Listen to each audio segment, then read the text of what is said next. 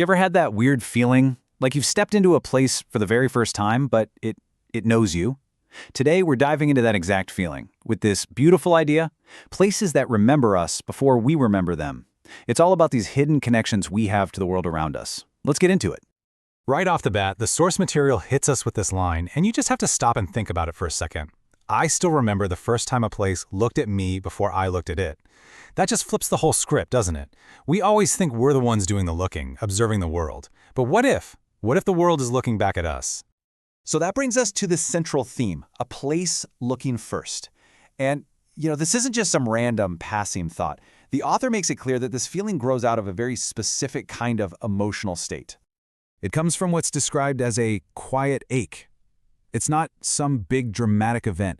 It's more like that low-level sadness that a lot of us carry around, like a shadow that's been there so long you almost forget it's yours.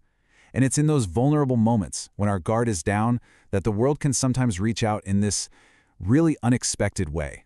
For the author, this whole idea really came into focus for the first time in Portugal. So let's go there and check out this one very specific, unforgettable moment. So just picture this, a tiny little fishing village, stumbled upon by accident.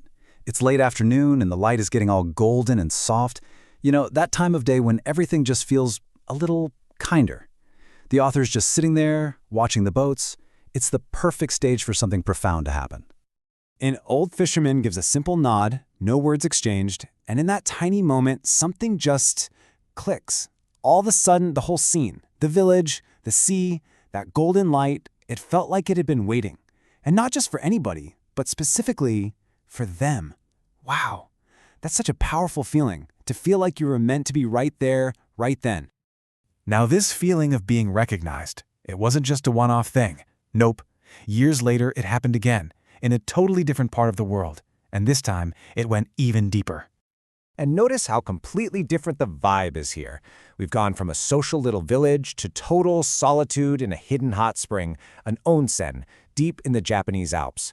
I mean, can you imagine the mist rising from the water, the quiet sounds of nature, just complete and total peace? This is what gets me. The mountains don't offer pity or try to cheer you up. They offer recognition. And that's a huge difference, right?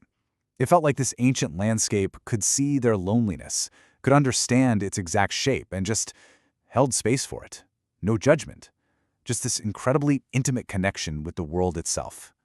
And this is a really key point. This experience doesn't magically solve everything.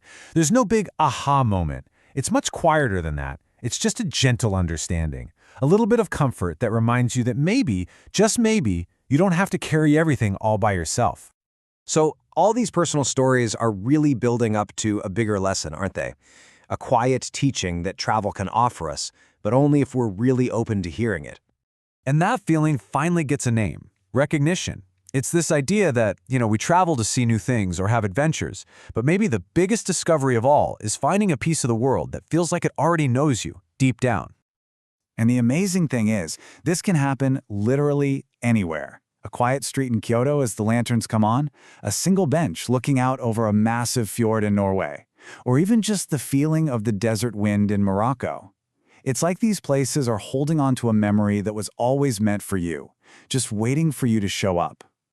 I mean, this quote just says it all, doesn't it? It's like the universe itself is giving you this warm, friendly little nod. Ah, there you are. I kept your spot warm. What a comforting thought, right? That your place in the world has been here all along.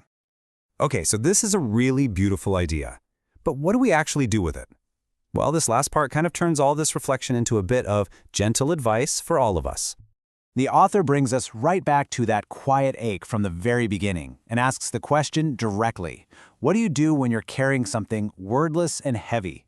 It's a question for anyone who's ever felt that kind of weight that you can't even put into words. And the advice is just so simple, it's beautiful. It's not about doing more, it's about doing less. Go somewhere old and quiet. Just sit down. No agenda, no phone. Listen. And then, and this is the whole point, let the place look at you first. And maybe this is the most profound takeaway of all. Sometimes the answers we're searching for aren't buried deep inside us. Sometimes they're being held for us by the world itself. These quiet old places. Maybe they know the way home before we do. They're just patiently waiting for us to arrive. So it kind of leaves you with one final question, doesn't it? What place is out there, right now, waiting to remember you?